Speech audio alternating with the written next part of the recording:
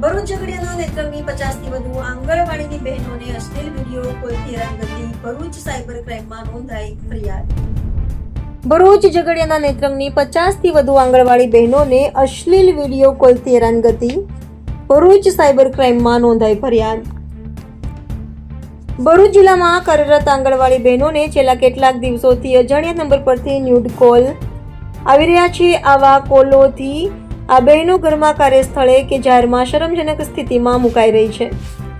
ભરૂચ ઝઘડિયા અને નેત્રંગ તાલુકાની કુલ 50 થી વધુ બહેનોને રોજે રોજ આવી રીતે હેરાન કરવામાં આવી રહી છે।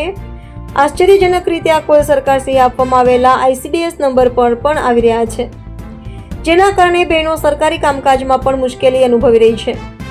આ મામલે આંગણવાડી બહેનોમાં ભારે રોષ ફાટી નીકળ્યો છે। મહિલાઓના આંગણવાડી કર્મચારી સંગઠનના ગુજરાત ઉપપ્રમુખ રાગિણીબેન પરમારે આક્રોશ વ્યક્ત કરતા જણાવ્યું છે કે જો તંત્ર આરોપીને પકડવામાં નિષ્ફળ રહેશે તો અમે બહેનો જ સબક શીખવાડીશું। મહિલાઓની માનસિક શાંતિ છીનવતી હરકત સામે ભરૂચ સાયબર ક્રાઇમમાં સત્તાવાર ફરિયાદ દાખલ કરવામાં આવી છે। હવે તંત્ર સામે મોટો સવાલ ઊભો થયો છે।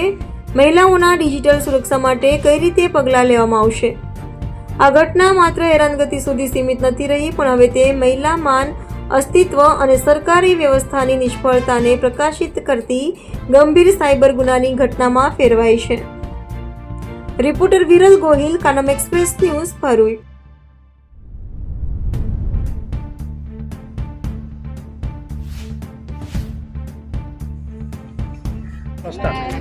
હું ઝઘડિયા તાલુકાના એક ગામની વર્કર બેન છું।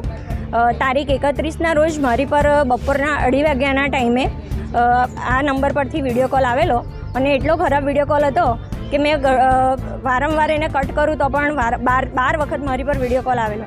તો ઘરના બધા પૂછે કે આ એક ધારું કોણ વિડીયો કોલ કરે છે? એટલે મારાથી ઘરમાં એવું પણ ના કહેવાયું કે મારી પર આવી રીતના વિડીયો કોલ આવે છે। મારા હસબન્ડ બી મને પૂછવા માંડ્યા, કેમ કે આવી રીતના કોઈ વિડીયો કોલ સદંતર કર્યા નહોતું કરતું, એટલે ઘરમાં પણ પ્રશ્ન ઊભો થઈ જાય છે। આવા વિકૃત વ્યક્તિને શું સજા ઈચ્છો છો તમે, કે શું સજા થવી જોઈએ? એમને કડકથી કડક સજા થવી જોઈએ, કેમ કે એવી સજા કરો કે બહેનો પર બીજી વાર આવી રીતના વિડીયો કોલ ના કરે।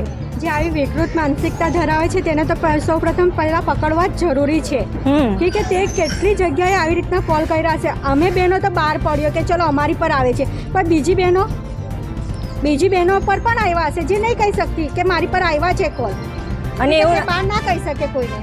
ને એવું નથી કે બહેનોના ફોન ઘરમાં હોય તો ખાલી બહેનો જ વાપરતા હોય, કેમ કે નાના છોકરા હોય કે નાની છોકરીઓ હોય એમની, તો એ પણ ફોન યુઝ કરતી હોય બહેનોના, અને આવીને આવા ફોન જોઈ લે તો બહેનો કેવું વિચારે ને છોકરાઓના મગજ પર કેવી અસર થાય।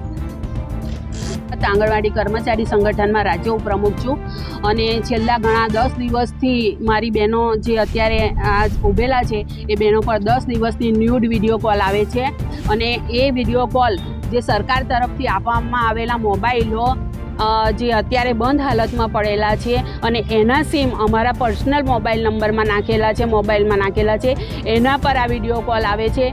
અને એ વિડીયો કોલથી અમારી બહેનો એટલી ગભરાઈ ગઈ છે, કેમ કે એટલા ગંદા એમના વિડીયો હોય છે, એટલા માટે બહેનો ગભરાય છે, અને એની સીધી અસર ઘર સંસાર પર પડેલી છે।